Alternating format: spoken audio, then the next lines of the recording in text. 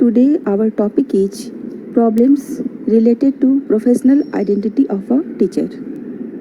Teacher's professional identity is defined as the beliefs, values and commitments an individual holds toward being a teacher. Teachers face enormous barriers to quality professional development. Barrier 1: difficult working conditions. The greatest barrier to quality professional development is the difficult conditions in which teachers work.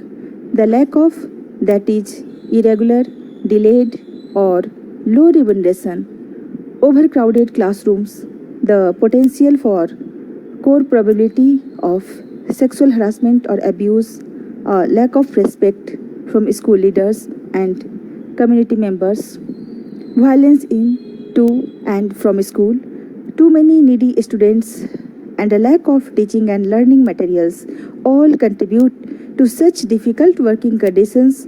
These conditions, both discretely and cumulatively, are often highly demotivating for teachers and negatively affect three important teacher characteristics, all of which are critical to effective teaching performance.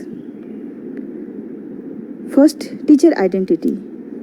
Many persons become teachers by necessity and may therefore lack a strong professional identity or desire to strengthen that identity, even in places where respect for teachers is high and even where education is seen as important or even restorative. Second, teacher efficacy. Teachers' efficacy beliefs are strongly correlated with teacher performance. Teachers with high self-efficacy believe that they can teach students well and believe they have a certain degree of control over both teaching and learning process and their performance. If teachers are poorly prepared, if they receive little or inadequate professional support, particularly if they teach children with acute emotional and academic needs, they may continue to lack confidence in their own abilities.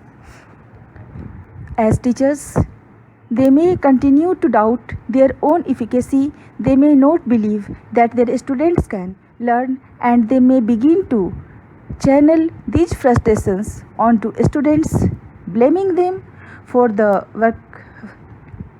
weaknesses of the system. It is hard to love your job when deep down you think you are terrible at it. All of this undermines teacher-student relationships, undermines the quality of teaching and learning, undermines student learning, and undermines the notion of teaching as a desirable, even noble profession. Third, teacher professionalism. Difficult working conditions, low status, bias often prompt teachers to look for alternative work and resist any attempts to enhance increased professionalism, such as professional development, especially when teachers are not paid for extra hours or when they see professional development is not leading to promotion. Treating teachers as a problem by not seeking their input or voice on decisions that affect teachers, and by dismissing concerns about pay or working conditions or safety. This lack of professionalism of teachers is often reflection of the lack of professionalism of the education system itself. Essentially, many teachers so exhausted and worn down by this lack of professionalism combined with the conditional in which they work may resist change of any sort, systematic initiatives of any sort, or new ideas of any sort, because they are simply trying to survive physically or emotionally in the face of so much adversity. Barrier 2: systematic challenges. Education system is facing the problem of poor leadership, limited administrative capacity, or inadequate budgets. Many countries are unable to provide teachers with salaries and working conditions or professional opportunities that one finds in other professions. They lack qualified personnel who can help teachers master content or research such as proven instructional or assessment strategies, and they lack systems and incentives to encourage and help teachers improve their practice. If there is some form of professional development, its effects may be nullified by problems related to coordination between the entities that deal with professional development or between entities that evaluate teachers. There are often problems with the quality and variety of the tools used to observe and supervise teachers and provide them with feedback about their teaching. Barrier 3. Conflict. Conflict obviously creates multi-layered barriers to opportunities for teacher professional development.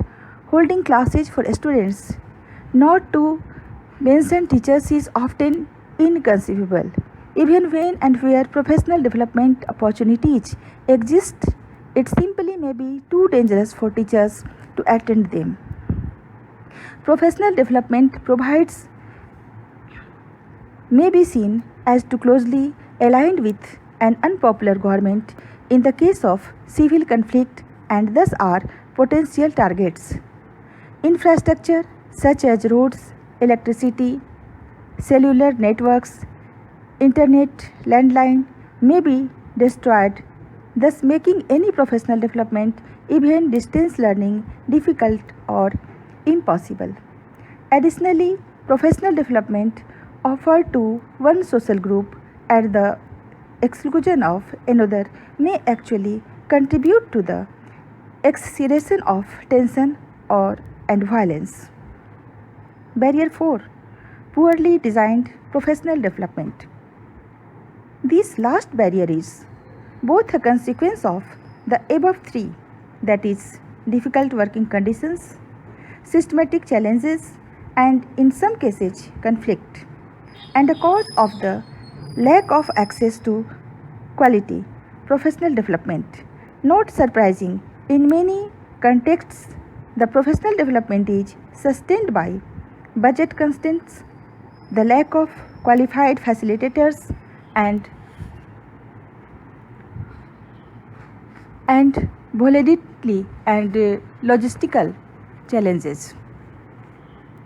It may often reflect policymakers and donors' misunderstandings about who teachers are and what they do and how they should learn.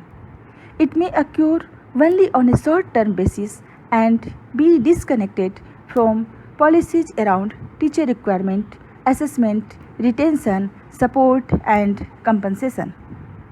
In areas recovering from conflict or natural disaster, it may be of an emergency nature and thus not explicitly aligned with broader Ministry of Education goals and strategies.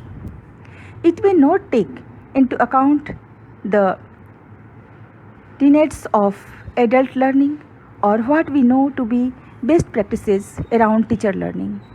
It may be designed and carried out by instructors who have no teaching experience in general, and not surprisingly, it is often perceived by teachers as being of low quality and completely irrelevant, something to be endured rather than embraced. The following suggestions may assist you in becoming the professional you want to be. Assess your skills, package your skills, be the best you can, avoid toxic workplace behaviors, be purposeful in your networking, develop your communication skills, keep organized not just in your schedules but also in your workspace and tasks. Thank you.